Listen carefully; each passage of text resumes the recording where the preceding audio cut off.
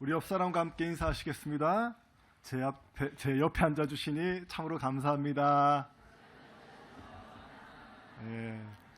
초대교회는 항상 모이기를 힘썼던 교회였습니다.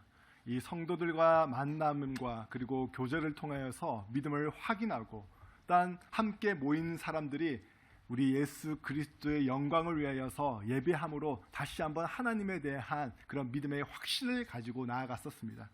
사도 바울이 복음을 전파할 때 로마의 기독교 박해가 극심했던 시절이었습니다. 그래서 초대교회 성도들은 가정집과 그리고 기도 지하실을 만들어서 거기서 숨어서 하나님께 찬양하고 예배드렸습니다. 에베소 교회 지하에서 2000여 개의 등잔이 발견되었다고 하니 초대교회 교인들이 그 얼마나 하나님을 사랑하고 예배하는 데에 목숨을 걸었는지를 알 수가 있습니다. 그런데 거짓 신앙을 정확히 분별하는 것도 중요하고 또 나름 신앙을 가져나가는 것도 참 중요해서 칭찬받아 마땅한 일이었지만 에베소 성도들은 머리만이 아니라 그리스도의 사랑으로 뜨거워야 할 그 가슴, 그리고 그 가슴마저도 싸늘하게 식어갔던 것이 문제였습니다. 첫사랑을 잃어버리게 된 그 사건이 바로 두 가지가 있는데 그 첫 번째가 바로 기독교 박해로 인한 그런 신앙의 저버림이었습니다. 또 하나는 교리의 싸움이었습니다. 성도 간의 사랑과 하나님에 대한 그 사랑이 교리 간의 싸움으로 인하여서 사라져버리게 된 것입니다. 그래서 사랑해야 할 대상은 사랑해야 했지만 사랑과 긍휼과 자비가 없는 그런 부분에 있어서는 또한 차갑고 날카로운 칼날말이 번쩍이었던 상황이 바로 에베소 성도들의 상황이었습니다. 이러한 배경 속에서 바울은 이 에베소 교회 교인들을 향해서 원숙한 성도로서 보다 하나님 안에서의 충실한 삶을 살기를 바라는 마음에서 권고하고 있는 말씀이 오늘 본문에서 이야기입니다. 좀 더 나아가 이야기하게 되면 구속받은 그리스도인이라고 하는 사람이 합당한 생활의 삶이 어떠한 것인지, 곧 옛사람을 벗어버리고 새 사람으로 입고 나아가야 한다라고 하는 그런 이야기입니다. 그러면 오늘 본문에서 이야기하는 옛사람을 벗어버리고 새 사람을 입으라고 하는 것은 어떠한 것인가 라고 하는 것을 함께 살펴보고자 합니다. 그 첫 번째가 이방인의 허망함을 본받지 말라입니다. 오늘 본문 17절 말씀을 우리 함께 같이 한번 읽어보도록 하겠습니다. 그러므로 내가 이것을 말하며 주 안에서 증언하노니 이제부터 너희는 이방인이 그 마음에 허망한 것으로 행함같이 행하지 말라. 오늘 본문 첫 시작을 그러므로라고 하는 말로 이어져 가고 있습니다. 그러므로. 그렇다고 한다면 이 전의 내용과 같이 이어져 나아가는 그런 부분으로 볼 수가 있습니다. 그 이전의 상황, 그 내용들을 보시게 되면 한 사람 한 사람으로 부름받은 성도들이 서로 연합하여 그리스도를 머리로 하여 하나된 공동체를 이루어야 한다라고 하는 것을 이야기합니다. 하나의 공동체, 그리스도 안에서의 하나의 공동체를 이루어 나아가기 위해서는 바로 이방인의 허망한 것을 본받지 말라라고 하는 내용입니다. 이방인의 허망한 것, 이 헬라어적 의미로 두 가지 의미가 있는데 하나는 카르디아, 또 하나는 누스라고 하는 것입니다. 카르디아라고 하는 것은 육체에 대응하는 의미로 마음, 사고, 생각의 근원으로서의 마음을 이야기합니다. 두 번째 후자로 이야기하고 있는 누스는 사물이나 사건에 대한 그 이해의 기능이 주로 행동과 관련된 마음이다라고 하는 의미입니다. 오늘 본문에서 이야기하고 있는 이 허망함, 바로 후자인 누스를 가리켜서 이야기합니다. 철학이나 종교, 자아실현을 통하여서 마음의 만족감을 얻거나 하는 것, 어떠한 경지에 이르려고 하는 그런 행위가 바로 이 허망함의 그 뜻에 포함되어져 있다는 것입니다. 궁극적으로 무가치하고 아무런 열매를 얻을 수 없는 이방인이 얻는 허무가 바로 이 허망함이다라고 하는 겁니다. 예전에 이 세계 기행이라고 하는 그 방송 프로그램에서 인도 편이 소개되어졌습니다. 거기에서 참 어처구니 없는 이 광경을 보게 되었습니다. 오른발인가 왼발인가 한쪽 발을 들고 나무에 기대어서 서 있는 거예요. 그래서 취재 리포터가 묻습니다. 왜 발을 그렇게 들어 올리고 계십니까? 라고 하니까 신과 교접하기 하기 위한 행위다라고요. 그래서 언제부터 이러고 있었습니까? 라고 하니까 10년 가까이 발을 올리고 있었다라고 이야기를 하더라고요. 그럼 어떻게 먹고 사십니까? 하니까 사람들이 자기를 성인으로 보고 밥을 가져다 준대요. 또 다른 한 사람은 마을 전체를 떼굴떼굴 구릅니다. 뭐 하시는 겁니까? 라고 하니까 수행하는 거라고. 당신도 안 쉬고 평생 이렇게 해오셨습니까? 라고 하니까 그래도 이 사람은 자기는 출퇴근은 있다고 합니다. 우리가 들으면은 참 이해가 되지 않죠. 그런데 그런 사람들은 목숨 걸고 합니다. 목숨 걸고 자기의 행위로 신과 교접하려고요.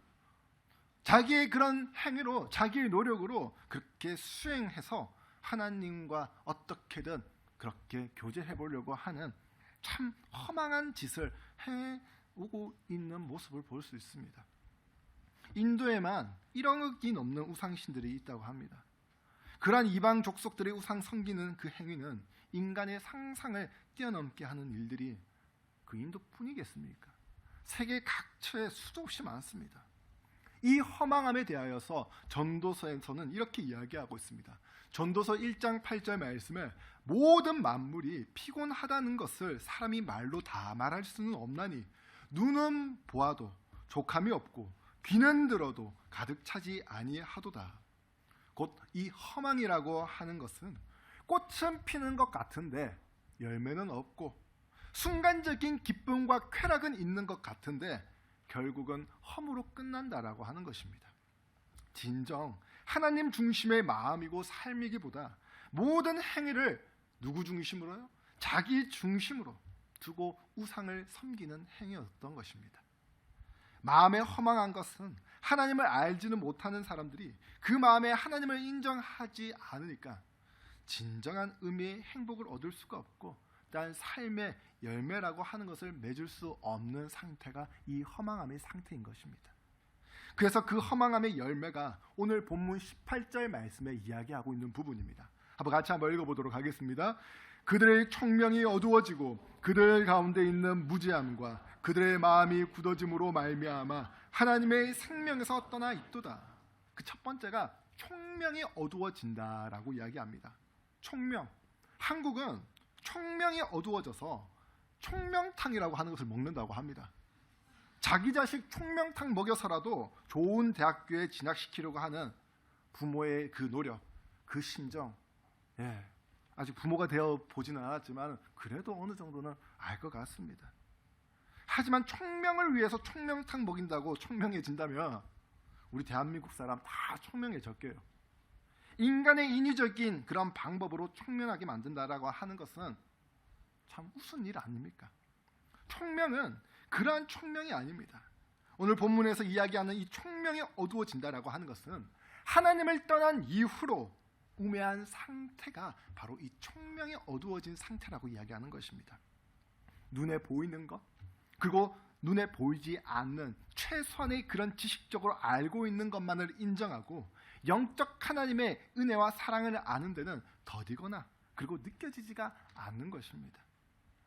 예수 그리스도께서 세상에 오셨음에도 불구하고 죄로 오염된 사람들은 자신들의 그 어둠을 더욱 사랑해서 오히려 주님을 인정치 아니하려고 하는 그런 총명이 어두워진 그런 상태를 이야기하는 것입니다. 두 번째가 무지함으로 인해 마음이 굳어졌다라고 하는 것입니다.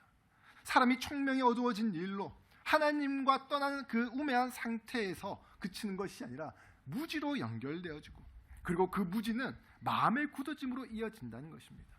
더 나아가 이 무지라고 하는 이 헬라적 의미로의 아그노이아라고 하는 의미는 하나님을 인정치 아니하려고 하는 그 완고한 마음에서 오는 이성의 어두워짐이라고 이야기합니다. 이러한 사람은 진리를 진리로 제대로 보지 못하는 사람입니다. 도리어 자신이 진리의 척도라고 믿으면서 자기 기만 가운데 살아가는 사람입니다. 영국의 무신론자 리처드 도킨스라고 하는 박사, 그분을 들어보신 적이 있으실 겁니다. 이분은 천재입니다. 천재입니다. 신은 없다, 신은 만들어졌다라고 하는 그런 도발적인 말로 매스컴의 화제가 된 인물이기도 합니다. 근데 이분과 버금가는 분이 또 한 분 있으신데 바로 앤토니 플루라고 하는 사람입니다. 한 사람이 그리스도인이 되었다라고 해서 기사에서 보도로 그렇게 접하는 일은 흔치 않습니다. 그런데 영국의 이어령이라고 일컬어질 만큼 이 저명한 영국의 무신론자 이 앤토니 플루라고 하는 박사가 2004년도에 신을 믿었다라고 하는 그런 보도가 나왔습니다. 그가 쓴 존재하는 신, 거기에 제목으로 이렇게 이야기합니다. 세계에서 가장 악명 높은 무신론자는 어떻게 마음을 바꾸었나라고 하는 것입니다. 마음 바꾸기. 이때까지 자기가 쌓아온 경력, 이때까지 자기가 쌓아온 그 연구 성과, 그거 내려놓고 그거 아니다라고 부정하는 일 쉽지 않습니다. 천지개벽이 일어나지 않는 한 그건 어렵습니다. 그런데요, 하나님 은혜 주시면 가능하다는 것입니다. 진정한 대가는 긴 시간 자신의 모든 것을 바쳐 이뤄낸 그 성과라도 거기에 잘못이 있고 거기에 오류가 발견되어진다고 한다면 과감히 내려놓고 진리 앞에 고개 숙일 줄 아는 법입니다. 이 세상의 모든 사람이 진정한 대가였으면 하지만 사실 또한 그렇지도 못한 것이 이 세상을 보면 알 수가 있습니다. 세상이 말하는 대가가 아니고 대가. 세상이 말하는 대가. 우리는 그러한 학식과 또한 우리는 그러한 지식을 갖추지 못하였지만 적어도 우리는 주님 안에서 영적 대가라고 이야기할 수 있습니다. 내가 쌓아올린 학식, 내가 쌓아왔던 그런 지식, 그런 경험들 사실 아무것도 아니라고 하는 것 나 스스로도 우리 스스로도 인정하는 부분이지만 우리는 주님 안에서의 영적 대가라고 말할 수 있습니다. 왜요? 이는 두뇌가 명석하다고 많은 것을 배웠다라고 이야기할 수 있는 그런 이야기가 아닙니다. 하나님의 특별 계시를 인정하고 그것을 받아들이는 그 마음의 준비가 되어졌었고 그리고 그것을 받아들인 저와 여러분들이 바로 대가인 것입니다. 무슨 대가요? 영적 대가인 것입니다. 우리 옆 사람과 한번 인사 한번 해보겠습니다. 당신은 대가이십니다. 우리 주님 안에서의 영적 대가이십니다. 마음이 허망해지는 것은 하나님의 특별 계시를 부인하고 우상 숭배를 하기 때문만도 아닙니다. 자연계에 드러난 그런 일반 계시를 부인하고 생활 속에서 하나님을 인정치 아니하려고 하는 그 행위들 또한 포함되어져 있습니다. 그러고는 어떻게 됩니까? 하나님으로부터 떠나져 있고 그리고 하나님을 인정치 아니하니까 오늘 본문 18절 말씀에서 하나님의 생명에서 떠나버리게 된다라고 말씀하고 있습니다. 하나님의 생명에서 떠나버리면 어떠한 모습입니까? 오늘 19절 말씀입니다. 같이 한번 읽어보도록 하겠습니다. 그들이 감각 없는 자가 되어 자신을 방탕에 방임하여 모든 더러운 것을 욕심으로 행하되. 그렇습니다. 오늘 본문 19절 말씀에서처럼 감각 없는 자, 자신을 방탕에 방임하는 자, 모든 더러운 것을 욕심으로 행하는 자의 모습이라고 이야기하고 있습니다. 사람은 하나님의 형상을 따라 지음받았기 때문에 기본적인 양심이라고 하는 게 있습니다. 근데 그럼에도 불구하고 습관적이고 그리고 반복적으로 죄를 지어 그 양심에서 떠난 사람 또한 있습니다. 그 양심이 민감한 사람이 있고 또한 그 양심이 둔감한 사람은 있지만 모든 인간에게 그러한 양심이 분명히 있습니다. 근데 양심이 마비된 사람들은 어떻게 해요? 죄가 죄로 느껴지지가 않는 것입니다. 죄를 지어보니까 나보다 더한 사람이 있네. 나도 이 죄를 지어보니까 나보다 더한 사람이 있네 라고 하면서 죄에 대한 자기를 바라보지 않고 자기를 관찰시켜서 자기를 바라보지 않고 남과 비교하여서 그 죄 속에 더 들어가 기뻐하고 좋아하는 사람들입니다. 요한복음 3장 19절 말씀에 그 정죄는 이것이니 곧 빛이 세상에 왔으되 사람들이 자기 행위가 악함으로 빛보다 어둠을 더 사랑한 것이니라. 사람이 자기 행위가 악하면 거기에 찔림받아서 이 모습, 이 행동 고쳐 나가야 하는 것이 도덕적이고 윤리적인 사람의 모습입니다. 그런데 요한복음 3장 19절 말씀에는 뭐라고요? 자기 행위가 더 악함으로 어둠을 더 사랑한다라고 이야기합니다. 자신을 방탕에 방임한 결과 모든 더러운 것을 욕심으로 그냥 막무가내로 행해버리는 것이 인간의 본 모습이다라고 하는 겁니다. 그 대표적인 인물로 우리 성 어거스틴을 잘 알고 있을 것입니다. 위대한 기독교 사상가이고 교부로서 큰 영향을 끼쳤던 사람이었습니다. 초대교회와 그리고 중세교회를 잇는 봉우리라고까지 이야기하는 사람이었습니다. 사도 바울 이후 교회 역사상 가장 큰 인물이라고 대두되어졌던 사람이었습니다. 그런데 그 사람도 술집을 드나들고 또 결혼도 하기도 전에 아기를 낳기까지 할 정도로 무척이나 방탕한 삶을 살았었습니다. 앞에서는 철학자이고 앞에서는 대학 교수였지만 뒤에서는 사창가를 넘나드는 그냥 방탕함과 이중생활의 극치를 보여준 장본인이었습니다. 그도 그리스도께로 돌아오는 그런 지점까지 오게 되었지만 항상 마음에는 갈등이 있었던 거예요. 아직도 세속적인 일과 자신의 그 욕망을 끊어버리지 못하는 그런 마음의 갈등, 신앙의 갈등이 전쟁을 벌이고 있었습니다. 본능과 이성, 이성과 믿음, 그 사이에서 갈등하는 마음을 진정 해결할 수 있는 방법이 없단 말인가 라고 하는 그런 궁극적인 질문과 함께 마음의 갈등으로 살아왔었던 사람이었습니다. 영적으로 갈등할 때가 있습니다. 이거 아닌데 하면서 그런데 또 본능으로 앞서가 버릴 때가 있습니다. 인간은 어쩔 수 없는 죄인인가 봅니다. 그래서 죄악에 더 많은 유혹과 끌림을 받습니다.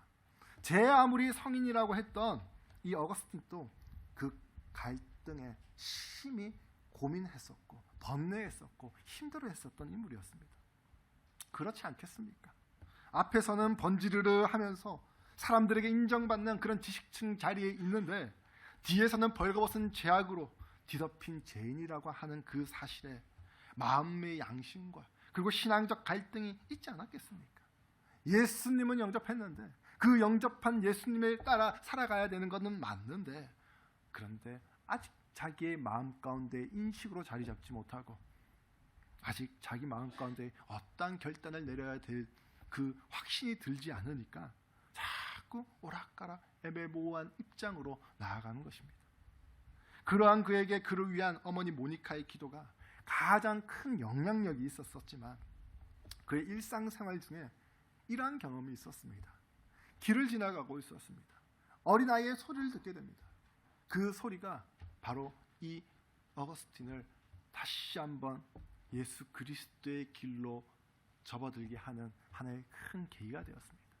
톨레, 톨레, 톨레.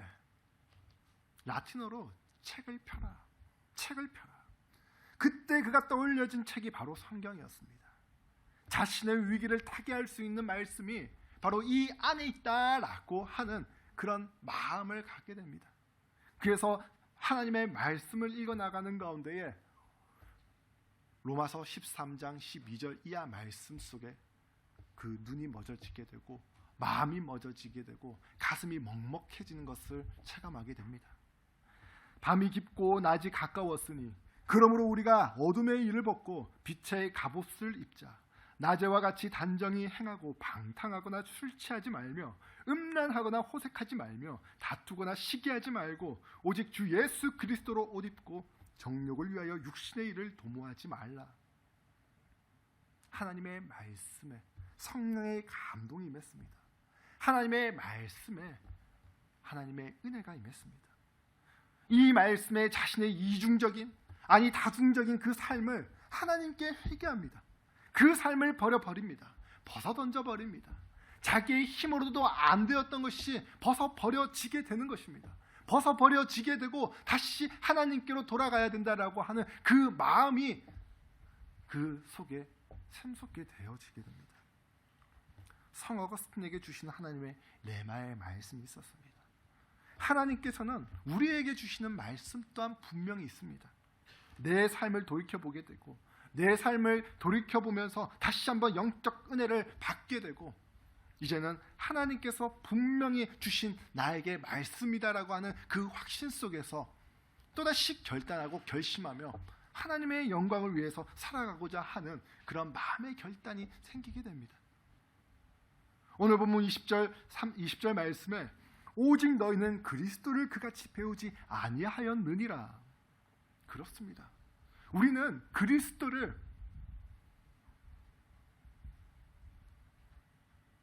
허망한 그런 삶을 살아라고 그렇게 배우지 않았습니다. 허망한 생활하라고, 그것을 본받으며 살아라고 그렇게 배우지 않았습니다. 이 20절 말씀에서 엿볼 수 있듯이 에베소 교회의 교인들 가운데에서도 주의 자녀라고 일컬어지는 그런 사람들 가운데에서도 옛사람처럼 허망한 그런 삶을 본으로 삼고 살아왔던 사람들이 있었던 것 같습니다. 바울은 주의 자녀라고 한다면 그리스도를 내 유혹에 따라 그리고 내 과거의 습관과 구습을 쫓는 옛사람처럼 배우지 않았을 것이다 라고 이야기하고 있습니다.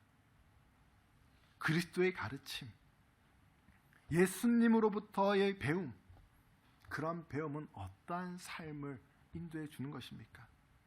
오늘 본문에서 말하는 하나님의 말씀은 하나님을 따라 지음받은 새 사람으로서의 삶을 살아야 한다라고 말씀하고 있습니다. 옛사람과 새사람, 옛사람과 새사람, 단어에서는 옛을 빼고 새를 넣으면 새 사람이 되는 참 쉬운 그런 이야기인 것 같지만 옛 옷을 벗어버리고 새 옷을 입으면 새 사람이 되는 것으로 우리는 알면은 그게 참 쉬운 것이라고 생각하지만 내 이 더러운 몸을 물로 깨끗이 씻고 샤워해서 육체의 몸으로 깨끗하게 되어지면은 새 사람이 될 것이라고 그렇게 생각할 수 있지만 오늘 하나님께서 말씀하신 바는 그런 게 아님을 우리는 분명히 알아야 합니다. 하나님을 따라 지음받은 새 사람으로서의 모습, 그 모습은 어떠한 모습입니까? 그 첫 번째가 말씀의 가르침을 받는 모습입니다. 에베소서 4장 21절 말씀을 한번 읽어보도록 하겠습니다. 진리가 예수 안에 있는 것 같이 너희가 참으로 그에게서 듣고 또한 그 안에서 가르침을 받았을진데 교회의 3대 사역 중에 하나가 바로 말씀 선포입니다. 예배를 통해, 전도를 통해, 그리고 교육을 통해 하나님의 말씀을 듣는 것입니다. 그리야 할 때에 주의 자녀라고 일컬어지는 예수 그리스도를 나의 구주, 나의 하나님으로 믿고 있는 저와 여러분들이 우리의 영혼이 소생되어지고 우리의 영혼이 살려지고 우리의 영혼이 살찌워진다는 것입니다. 우리 자매님들이 가장 민감해 할 수 있는 부분, 살찌워진다. 예. 현대인들이 다 걱정하는 것이 살찌워지는 것이죠. 그거는 뭐 크리스천, 비크리스천을 불문하고 다 그런 걱정합니다. 건강해야 되기 때문에. 하지만 영혼이 살 빠지는 것은 걱정 안 해도 됩니까? 영혼이 살 빠져가지고 힘들어하고 있는 이 내 영혼은 그냥 그대로 방치해도 됩니까? 제가 반지의 제왕을 한 편도 보진 않았지만 거기에 나오는 캐릭터 한 사람은 압니다. 골룸 하지 않습니까? 왠지 하나님의 은혜가 고갈되어져 버린 그림을 그리라고 하면 그 골룸의 모습이 떠올려지더라고요. 빼싹 말라가지고 하나님의 은혜라고 하는 것은 도저히 발견할 수 없는 그 골룸의 모습, 그 모습이 혹시나 여기에 앉아있는 저와 여러분들 가운데에 그런 골룸의 모습으로 있진 않습니까? 하나님의 은혜가 말라져 버리면 영적인 주의 자녀로서 아무런 힘도 없습니다. 밥을 먹어도, 좋은 음식을 먹어도 살아갈 힘이 없습니다. 밥은 먹어도, 아니 밥은 안 먹어도, 밥은 안 먹을 수는 없겠지만 밥을 먹는 것만큼 우리의 영혼에 살찌워지는 것은 우리가 얼마나 그렇게 생각하고 있고 걱정하고 있는지요. 얼굴은 환한 얼굴인데 마음은 힘들어져 가고 있고, 얼굴은 은혜 받은 얼굴인데 마음은 궁핍해 가고 있고, 얼굴은 성령 충만한데 그런데 속은 썩어져 가고 있고. 그렇습니다. 말씀을 받아야 합니다. 하나님께서 주시는 말씀을 받아야 합니다. 어렸을 적에 어머니 따라 부흥회도 갔지만 사실 그 메시지 잘 기억나지 않더라고요. 그런데 어렸을 적에 읽었던 말씀, 그 말씀에서 사실 무슨 의미인지는 몰랐지만 그 말씀을 곧씹고 또 곧씹어 나가는 가운데 나중에서야 깨닫게 되는 그런 은혜가 있더라고요. 지금 또 매일같이 하나님께서 주시는 그 말씀의 가르침이 내가 오늘을 살아갈 수 있는 그런 힘의 원동력이 됩니다. 이해가 되지 않고 납득이 되지 않는 그런 부분도 먹어야 삽니다. 편식하지 않고 골고루 먹어야 삽니다. 꾸준히 섭취해야 삽니다. 예수 그리스도의 복음을 듣고 죽었던 영혼이 다시 주님 안에서 살아난 그 자녀에게만 주시는 하나님의 영적 양식을 우리가 어떻게 편식하고 먹을 수 있단 말입니까? 어떤 집사님 남편분이 이런 이야기를 하는 걸 들었습니다. 말씀을 읽고 싶어서 집에서 이야기하면 폐를 끼친다고 생각했던지 마스크 끼고 공원에 나가서 소리 내면서 그 주옥 같은 말씀 읽어 나가는 가운데에 그 어찌나 감동이 되고 그 어찌나 은혜가 되었던지라고 하는 그런 이야기를 들었습니다. 무슨 말씀인지 알 것 같습니다. 그렇습니다. 하나님의 말씀을 읽어 나갈 때면 하나님이 나를 이렇게까지 사랑하시는구나 하는 그 마음을 구구절절하게 느낄 때가 있습니다. 우리가 어렸었을 적에 연애 편지 많이 받아봤었잖아요. 두고두고 읽어보지 않습니까? 그래서 그 사람이 지금의 남편이고 지금의 아내이라고 다 얘기할 수는 없지만, 그렇다가 또 안 받아보신 분들은 또 너무 걱정하지 마십시오. 하나님께서 우리에게 주신 연애 편지 있지 않습니까? 너무 두껍고 너무 심오해가지고 우리가 다 이해할 수는 없지만, 우리가 적어도 무지한 사람이고 무식한 사람이라고 할지라도 사랑이라고 하는 말은 알지 않습니까? 은혜라고 하는 말은 알지 않습니까? 믿음을 통하여서 우리가 은혜 받고 그 은혜를 통하여서 하나님을 다시 한번 그 사랑을 알게 되고 경험되어지는 그런 영적 대가가 바로 저와 여러분들인 줄로 믿습니다. 로마서 8장 32절 말씀에 자기 아들을 아끼지 아니하시고 우리 모든 사람을 위하여 내주시니가 어찌 그 아들과 함께 모든 것을 우리에게 주시지 아니하겠느냐. 그렇습니다. 사람은 사랑할 때는 내 모든 것을 내놓는다고 그렇게 이야기는 하지만, 근데 또 현실을 살아가면 또 그렇지도 않더라고요. 변하더라고요. 바뀌어지더라고요. 그런데 우리 하나님의 말씀 속에서의 내 구주 그리스도 예수, 그 주님께서 보내주신 그 독생자 예수를 믿는 그 믿음의 은혜 가운데에 하나님께서 아들까지도, 독생자까지도 주셨는데 우리에게 모든 것을 주시지 않겠느냐라고 하는 그런 말씀으로 우리에게 다시 한번 믿음으로 주님 앞에 나오라고 그렇게 말씀하십니다. 무엇이 그렇게 좋습니까? 이 세상에 무엇이 그렇게도 좋습니까? 이 세상에 우리 하나님께서 보내주신 예수 그리스도, 그분을 좋아하시고 그분을 사랑하시는 은혜가 저와 여러분들 가운데 있기를 바랍니다. 그래서 매일같이 받는 하나님의 말씀을 통하여서 우리는 다시 한번 내 안에 계신 우리 성령님을 통해서 감동받습니다. 그리고 우리 성령님께서 기뻐하시는 것을 우리는 경험하게 됩니다. 성령님께서 역사하십니다. 그런 말은 사실 조금 저한테 좀 어려운 말인 것 같더라고요. 그런데 하나님의 말씀을 읽어 나가는 가운데에 하나님 기뻐하시는구나, 하나님 참 좋아하시겠구나 라고 하는 그런 마음과 함께 하나님, 성령님 참 춤을 추시겠구나 라고 하는 그런 마음도 사실 들더라고요. 좋은 음식을 먹으면 몸이 건강해지고, 좋은 음식을 섭취하면 기분이 좋아지고, 좋은 음식을 먹으면 내가 살아갈, 내가 움직일 힘을 얻게 됩니다. 우리 성령님 또한 은혜의 말씀을 받으면 춤추십니다. 기뻐하십니다. 그 말씀이 내게 또한 기쁨이 되고 또한 그게 은혜가 되어지면서 성령의 인도하심을 느끼게 됩니다. 성령의 역사하심이라고 하는 것이 무슨 큰 기적적인 이적적인 것이 아니라 내 삶 속에서 하나님의 은혜가 이루어져 가고 있구나라고 하는 그런 믿음의 확신을 갖게 됩니다.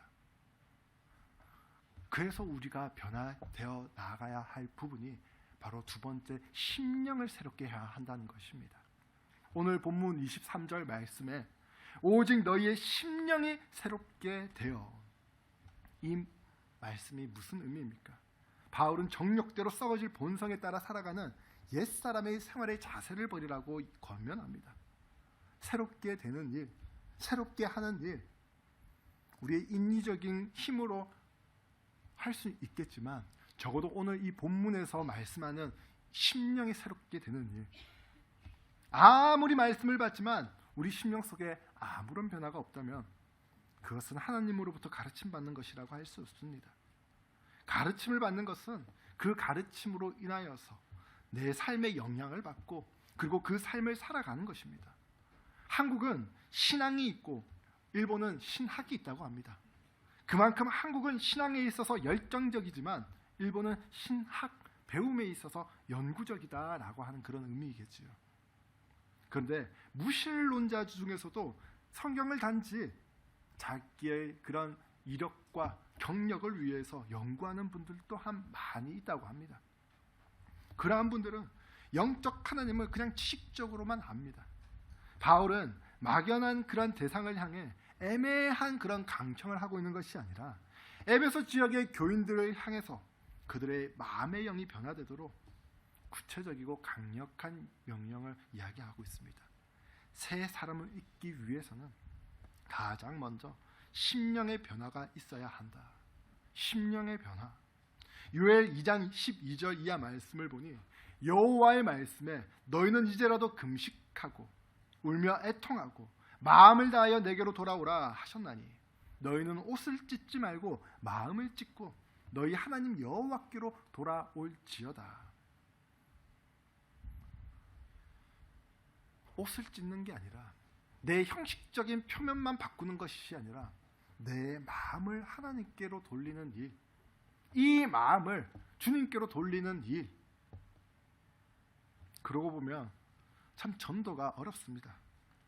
그 마음을 변화시키는 일 참 어렵습니다. 우리 형제 집사님들 그렇지 않습니까?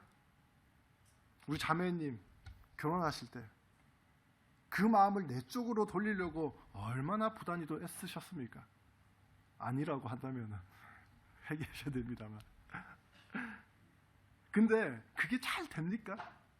내 힘으로 어찌 해보려고 그 자매의 마음을 돌이켜보게 하려고 힘쓰고 애썼지만 그게 잘 됩니까? 그러니까 또 하나님께 매달리고 또 기도하고 이 사람 아니면 안 됩니다 라고 눈물 짓고 회개하니까 하나님 은혜 주셔가지고 지금의 귀한 자매하고 결혼하신 거 아닙니까? 아니라면 죄송합니다. 그렇게 사람 마음 바뀌기가 어렵습니다. 그런데 남의 마음 또한 바꾸기 어렵지만 또한 내 마음 바꾸기도 사실 그에 못지 않습니다. 남 돌이키는 것도 참 어렵고 힘들지만 나 돌이키는 것도 참 어렵고 힘듭니다. 왜 그런가 보니 오늘 본문 22절 말씀에 거기에 대한 이야기가 나옵니다. 우리 같이 한번 읽어보도록 하겠습니다. 너희는 유혹의 욕심을 따라 썩어져가는 구습을 따르는 옛사람의 모습을 벗어버리고, 옛사람의 모습이 남아있기 때문입니다. 옛사람의 모습이 아직 내 안에 있기 때문입니다. 군에 입대했었을 때 306 보충대에서 싸제 옷을 이제는 벗어버리고 소포로 집으로 이제 붙였었을 때, 이제 나 군인이구나 라고 생각했었지만 6주간의 훈련을 통하여 가지고 아직도 나는 멀었구나, 아직도 나는 군인이라고 생각했는데 아직까지 나는 세상 사람이구나, 하루하루의 시간이 이렇게 안 갈 수가 있구나 하는 것도 그때 처음 알았던 것 같습니다. 하루하루가 지나면서 군인이 되어져 갔다고 생각했었을 때에 고향이 그리워지면서 딴 고향 생각하니까 또 눈시울이 붉어지더라고요. 아직 군인 멀었구나. 근데 2등병에서 1병으로 되었었을 때, 이제 한창 군 생활의 재미라고 하는 것을 알았었을 때, 이 세상 나는 간 곳 없고 구속한 군대와 전우들만 보였었을 때에, 그때 내가 이제 군인이구나. 사람은 참 분위기가 중요합니다. 사람은 또한 어떠한 가르침을 받느냐에 따라 어떠한 모습의 사람으로 서 있게 됩니다. 우리의 모습이 그랬지 않았습니까? 원숙한 모습으로 나아가는 성도는 이제 우리의 유혹의 욕심에 따라 썩어져가는 그 구습을 따르는 옛 모습에서 우리가 미련을 가지고 거기에 그 삶에 뭔가가 가치가 있느냐, 거기에 기웃기웃거리지 않습니다. 벗어 던져버립니다. 아니요, 하나님의 말씀의 은혜가 임하면 벗어 던져버려지게 되기 마련입니다. 하나님의 통제를 받지 않는 타락한 육체, 그 마음을 욕심이라고 이야기합니다. 그 관계되는 그 유혹의 욕심은 그것을 쫓는 사람의 실체가 얼마나 허망한 건지를 알게 해줍니다. 그것을 느꼈던 게 아침 8시에 항상 줄 서는 가게가 있습니다. 음식점도 아닌데 어떻게 이렇게 많은 행렬이 있을 수가 있을까 하는데 빠친코입니다. 거기에 서 있는 사람들 대부분 왔다 갔다 하는 거 보게 되면 이 세 가지 특징이 있더라고요. 피곤해 하면서도 담배는 끊지 않습니다. 그리고 휴대폰을 손에 놓지 않습니다. 그리고 빠친코에 관련된 책을 들고 있습니다. 그리고 8시 종 땅 치자마자, 그 개점하자마자 그 힘없던 그런 얼굴 표정과 그 모습 속에서 어디서 그런 힘이 나오는지 힘차게 그 안으로 들어갑니다. 성경에서는 옛 옷을 벗어버리라고 말씀하십니다. 옛 사람을 벗어버리라고 한다라고 하는 것, 원숙한 성도로서 나아가야 한다라고 하는 것, 무엇입니까? 사람은 해왔던 것, 그거 끊어버리면, 그거 그만두면 죽어버리는 줄 압니다. 옛사람의 그 모습을 벗어버리면 자기가 죽는 줄 압니다. 내 정력대로, 내 힘대로 살다가 왔는데 그거 끊어버리면 죽는 줄 알아요.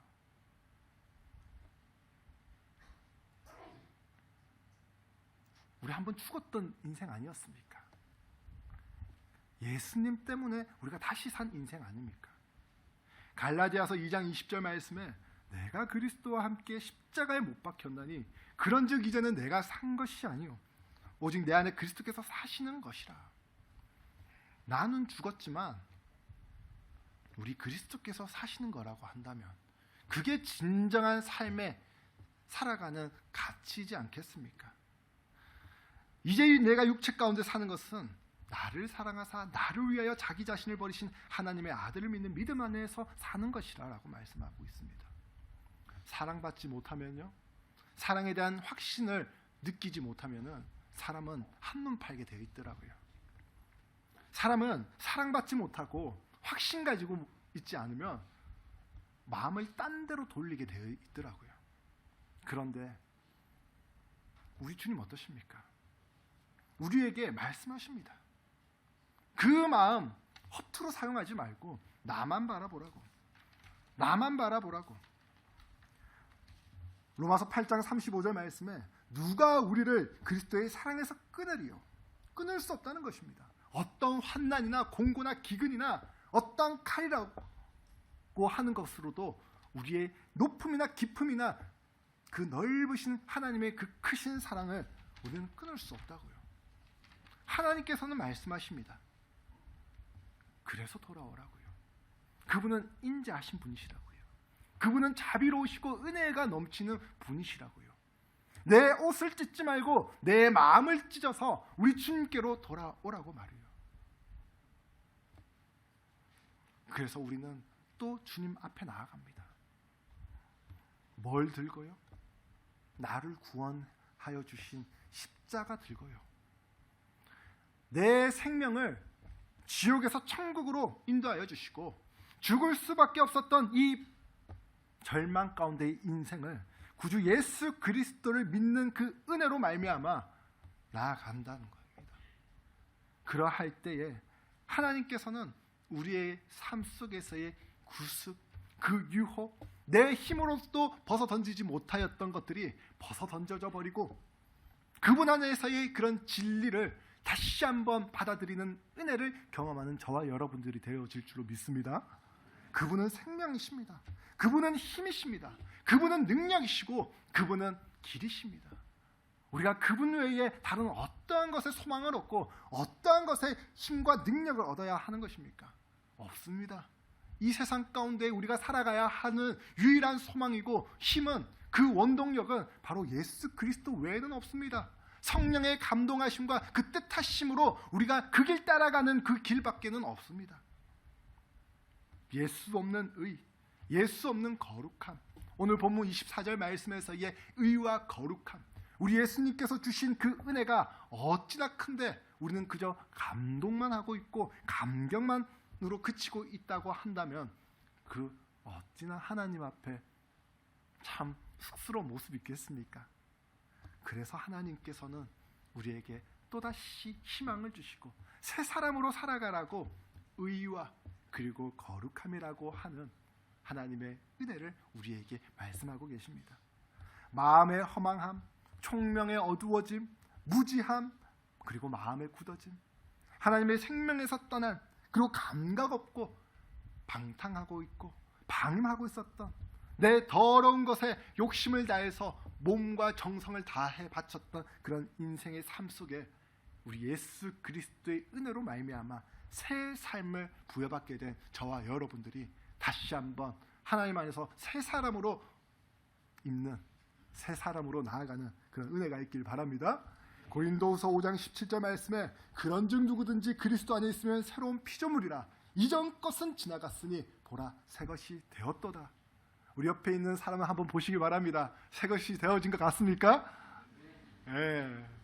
새 사람으로 다시 한번 주님 앞에 나아가는 그런 믿음의 거룩한 의의 사람이 되길 그리스도의 이름으로 기도합니다.